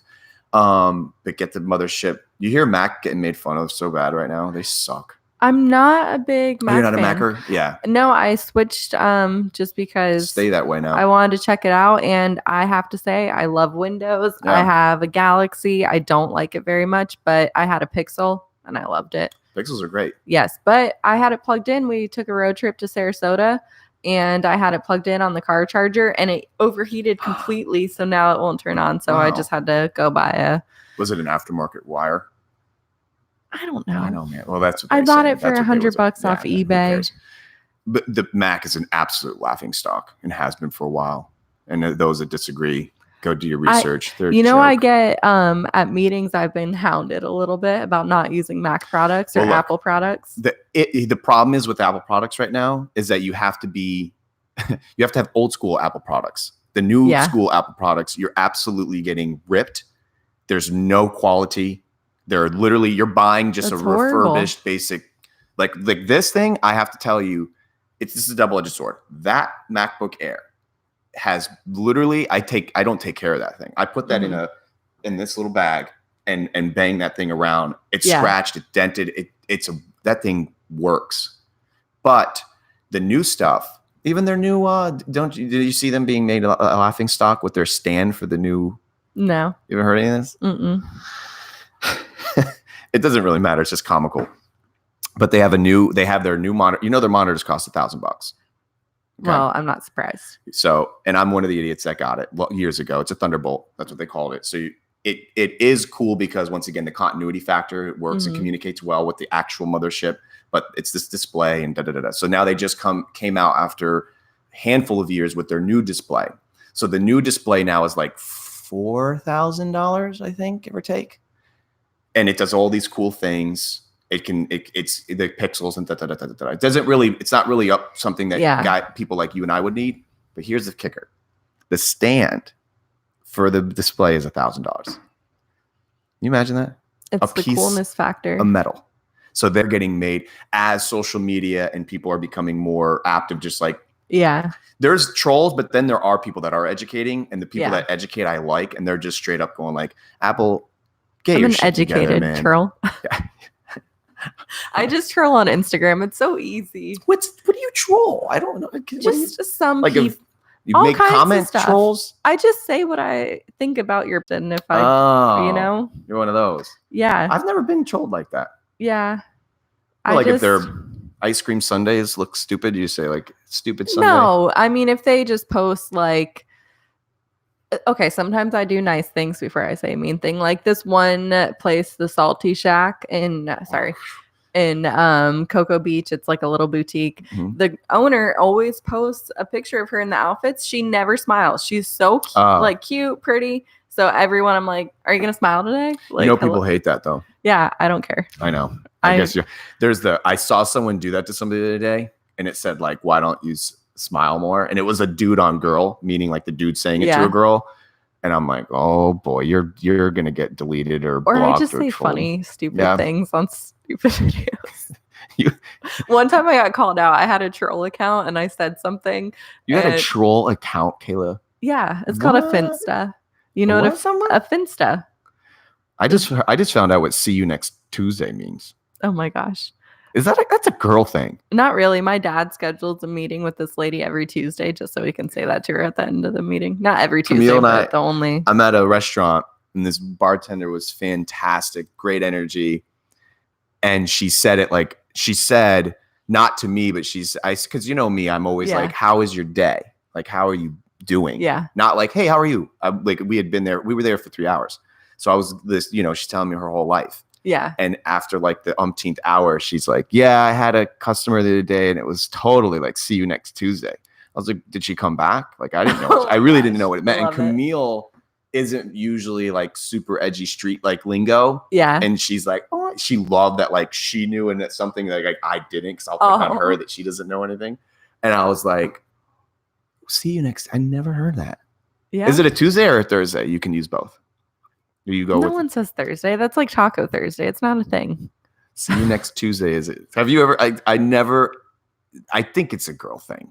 Girls say it about other girls. I've never once heard a dude say to me like, "I'm trying to be a more positive, good person, so I'm trying not to use that word, and I'm trying not to call people things. And when someone pisses me off, I just say, you know what? It's not worth my energy. So I don't. 5 rules, Kayla. Yeah, I know. I don't hold grudges. Like I'm not. You bother me, whatever. I just won't mess with you again. Can't say amigo on an airplane. No, you can't say. Can't say a lot of things, but anyway. Well, I know what you mean, but it's it was interesting to hear it, and that's the whole point. And like I guess when she was sharing that with me, I love when people are just open. I had someone say to me the other day, they were going to be moving to St. Augustine. They wanted to be on the show, and I said absolutely. I love St. Augustine. I know. And so that person, I hate even using genders because I don't want to call who they are out, but like that person, sweetheart, guy or girl, and it's whatever. She wanted to be on the show, and I was like 100%, and she was like, well, what's the format? Kind of. Mm-hmm. And I don't know how to answer this ever. So I'm using Joe Rogan-esque. Does that work? Yeah. I don't know what to say. So I'm like, I don't really have a format. Yeah, we just come and talk. But I'm using vulnerable a lot, which I hope doesn't freak people out because I'm like, vulnerable. I'm going to go where you don't want to go. But, no, that's a great way. When I was doing my vlogs, that's what my boyfriend Daniel told me to do. He said, make yourself vulnerable to people so they can relate and connect with you. Yeah. When you show that side of yourself, especially on your show, then people are like, oh, okay, I vibe with him. That's what I think I enjoy most about this whole thing. Yeah. And that's why I love you a lot, is when you, like I said, even today, you're like, I'm a little poopy. Yeah. It's good. It's okay to be poopy. I thought I'd have more energy like at going today, but I haven't been sleeping very well. Really? Yeah. So me neither. And Camille told me, I don't get into this. I love space, but I don't get into like the moons. Camille said that there was a moon believe it or not. There was a moon. You Oh, believe I it? study the moon. There was a moon. I guess there was like a big moon or something, because I really had been restless. But sometimes when we're traveling and it's the bed or this and just a different atmosphere. Well, it was a new moon Boom. last Monday. Today's actually the first quarter. So today is the day to take action. All the intentions that you've been setting for the past week now, like it's time to. All right. Well, let's hold each other upon 'em. accountable. Yeah. Let's hit it. No, So I haven't listened to her with the moon. Yeah. I've had some restless nights lately, but that's where I mean, I came up with my fish tank. Yeah, you did. I feel like I figured out which way Yeah. I want to go. There's also a thing called Mavlaw's chart. Have you heard of that? Negative. It's like a thing that nurses use, and I think it's just super important in life because or it's not like the nursing test. Nurses don't use it. My mom told me about it. But anyway, it's like a food pyramid. So imagine that, but it's for like the bottom part is like shelter. Is your home secure? Like, do you own your house? You know, like you have a place, like you have a place. And then the next one's like transportation. Okay. And the next one's like, do I have clothes? Do I have food? So it's just like all these basic necessities that you need to feel like you have in order until you can reach like your goal. Okay. Where you want to be. So that's something I've been struggling with for years since I moved out of the house, really, is like solidifying all those bottom your parts. Pyramid. Yeah. So now I feel like that I have a solid foundation. Good. Things are moving. And it will. Into place. I'm not saying this just to give you this like Nike just do it 101. You literally 25 years old. I'm the dictation of what you want to be, but I'll be very, very vulnerable with you. 25 years old. I had maybe $3,200 to my name. I had given away everything that I owned, literally gave my truck away to a family I never met. I don't want to sound like I was Gandhi. Like I kind of had to, because I had nowhere to put it. I had a very dear friend of mine who was allowing me to park. I've never had a new car. So I had a car. I've never owned a new car. So I had my car paid off, and I thought, this is really stupid if I just I had a car and a truck. Not that I was rich. I had always bought used vehicles, and I just happened to accumulate because my truck was like on the verge. Actually, no, the truck had no air condition, and it was going to I could found a car for more than it costs to get the. That's the boat I'm in right now. If anyone wants to fix my AC, please let me know. Yeah. What does it need? What is I need a whole new compressor, another part. The bigger rabbit was. Yeah, it's a whole thing. I just did Camille's car not too long ago. It's up there. Yep. Stinky poops. But anyway, so you're in Costa Rica. Yeah, I'm in Costa Rica. I have nothing. Yeah. Literally nothing. I have a one-way ticket there. I have like $3,000 in my name, and I have no idea what I'm doing with my life. No idea. And I'm not really doing too much I'm not building my math pyramid. Yeah. I was debauchery. The first few months were good. I was teaching, was very well organized, was living in a host family.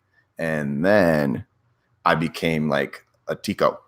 Yeah. Like I became, because there wasn't someone who spoke English within like a 30-mile vicinity of me. That sounds nice though. My boyfriend lived in Costa Rica. He was in the same boat. But mine was scary though. There. Meaning for me, I cried myself to sleep every night. Yeah, because it sucks not knowing which way you want to go, and but there are just so many things that you can do. So I feel like that makes it harder. Well, you are in a great position. You're, and I can't stand when people would say it to me. I still have it because I'm not that old, but like, you're young, you don't worry. Like I feel like I'm 400 years old. Yeah, no, I'm like, my lease isn't up for 6 months, and I'm still like, okay, where am I? Yeah. Am I going to buy a house? Yep. Am I going to do this? Where am I going to live? Like, it's, my car AC. There's just little things that and that's why I put off the New York trip so much. And I probably shouldn't, but one of my bosses one time told me like, I'm way too hard on myself, because I am, but I just like. Something wrong with that. So I have I've been doing this a lot more recently than not. I can have very bad OCD where I hate clutter and stuff. Mm-hmm. And Camille has a lot of stuff. You girls and her oils and this and that. Yes. And like by the time that the 15th thing falls over when I'm trying to reach for something, I can go cook for Cocoa Puffs, or I'm like, I just want to live in a house with like a water hose. Like I'm good. Yeah. Like I just want nothing. The simplicity of having nothing. I'm very much like that. But you got to, I've been reminding myself that, and I don't physically do this, but close your eyes and make pretend you're dead. what does it really matter? It's all just stuff. Whether it's in your way or not, or whether you don't have it or it's broken, doesn't really matter. Yeah. And let me tell you something right now. I hope that you're healthy. Like, you know what I mean? Like, that's another thing you have to think about. Majority of people we're all dealing with something, you know, like my little woebegons are nowhere near to the same. Yeah.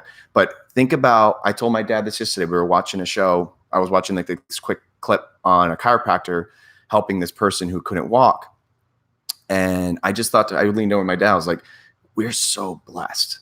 And like, you have to be thankful. You got to be. So all of it's just stuff. We have our dogs. You have the dog. You have Obi-Wan. Yeah, you have two dogs? No, I mean, we have. Yeah. With our powers combined, we have dogs. Obi is just. But I want you to, not that I'm like trying to like do this, but please don't forget that it is all just, it literally, homeboy said it best on Fight Club, man. Things you own end up owning you. They really do. Like, look at your car. I know for a fact, because you're responsible and you're proactive and you're rather pragmatic and you want it like, you want the, and it's no air conditioning, obviously, too. It doesn't take a Christy genius. B lent me her car for the week with AC, but I'm like, I can't drive her car. I woke up Friday morning and it was parked in my lawn, not in the driveway, not a Christy B parking job. No, I bought her an Uber home. My friend was sober, but I was like, just park it right here in the lawn. I don't know. We wake up in the morning. I have a picture on my phone. I'll show you. I love it. But I do have her car for now. So that was nice. See, and that's, you know, it's funny you say that too. I thought to myself the other day, in my darkest hours, when I think like no one's ever going to want any more interneting. Yeah. And I don't have any more work. That's how I think sometimes. And I think, what am I going to do? I've thought to myself, you know, and those that have, I understand, but like, I'm 35 and I've never once been given a nickel. Yeah. And I'm hoping if I ever had to, I could make a call and be like, give me a nickel. So not that you're supposed to think that way. No, but I thought it for what save for sure. Like, and also give, if you can give. Yeah, I did give to charity for the first time that I was ever able to in my life this year. So it feels good, right? I was so happy. I was like, I want to be a philanthropist. That's like one of my life goals. So it was a small donation, but I still did. You know what feels good is that I have a select few people that know they can reach out to me, and I'll always give what I can. Yeah. When a lot of it's animal stuff. Nice. And I gave recently for to help a poor little animal. A little puppy or a dog. It wasn't a puppy, but all of them are puppies to me. Yeah. And it needed surgery. And it wasn't much. I'm not saying that I gave $4 million, but I gave what I could. And by the time she went to go have the surgery, everybody's efforts really helped. And it feels good. Oh my gosh. Do you want to hear a crazy dog surgery move? Okay. This is the last thing I'll say. So being a Florida girl, alligators are my favorite animals. Okay. But you know, obviously they like to eat dogs. That's like their favorite snack, which isn't cool. I know. But my boyfriend's mom, Terry, her neighbor, the dog got out and went down the street to the river, got in a fight with an alligator, comes back. A fight with an alligator? It didn't even die? Fight with an alligator. Holy bananas. And then gets surgery, comes back. The owner goes back to the river, wherever this alligator was, kills it, feeds it to the dog. It was in the paper. Justice. Yes. And which I don't want to say like it was cool to kill a gator, but it is. Oh, alligator's delicious. Have you had it? No, I have. Okay. I have, but that's a pretty that's a Tony Stark Avengers show right there. She killed the gator. Tony, you can't handle the Tony. I know. He was my favorite. And I'm not like attracted to him. Is it a movie crush too? No, like yes, I don't. That's not my type. Yeah. But I love the whole like. He's rich and unstoppable, an Iron Man. He's sexy. Yeah. It's a movie crush. No, that's not. I'm more like. You have a movie crush. You can admit it. Sorry. I guess so. I know. Sorry, boyfriend. Yes, I love Tony Stark. You do. Sorry, Daniel. But, you know. You'll come home and he'll be Tony Starked out for you. I know. If you're watching. Did you ever have my first like movie crush was, I think, Ariel. Isn't that weird? Peter Pan. Not the live version Peter Pan. The cartoon? No, the live version. I was like the same age Hook? as a kid. No, the live version of Peter Pan. What do you mean live? It's like a. Wasn't Hook the first live version? After that. Like when I was probably 8, it came out. Oh, see, I keep forgetting I'm ancient. Not really. Have you seen The Hook? Yeah. It's a good movie. Oh, you know what? I think I did have a 12. I think Oh. he's texting me. All right, I guess we'll do it. Did we do it? We did. Let's see. Oh, we never even got kicked off this whole time. Oh my gosh. It's amazing. All right, well, It's funny. yeah, did Are we still on? Still on. We did it. Oh man. I don't even want to I feel bad. I think I've never done that before. We just went I didn't. We went away with it. I know. I wasn't sure if we were all right, doing we're this, going but to I'm post glad. all the dates. Yes. Carla Klein's Florida Style Launch Party. Christy B has a lot of events coming up. 31 Supper Club and Breakaways twice next month, and also the Social Club of Palm Coast and the Loping Gopher in Bunnell. Yes, they're awesome. Nice. So she'll have a show there, and we're trying to book her for a couple more venues. Okay. So we did it. And a Sober Solutions show. If you were working on your sobriety and want to come enjoy a free comedy show next Friday, it's a free show in Daytona. Christy B Comedy Facebook page for the information. Love you. Love you more. Here we go. Bam. Bam. I can't believe we didn't get kicked off. I know. If you end this live video, you'll be able to choose if you want to save it later. Okay. Why would I not want to save it?